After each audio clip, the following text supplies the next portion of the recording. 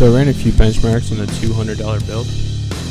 The afterburner stats in the top left hand corner are stats while recording at 720p to a different hard drive while playing at 1080p.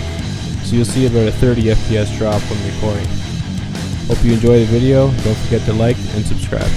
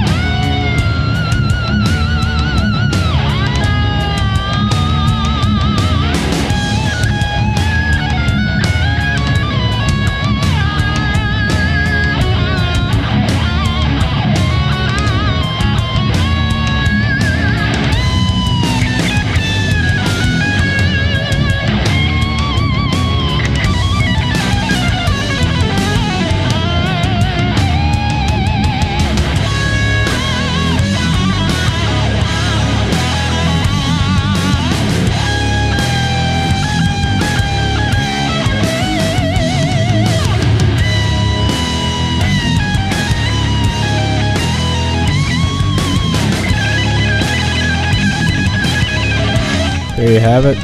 If you have any more comments or questions, just leave it in the comments section below. Catch you next time.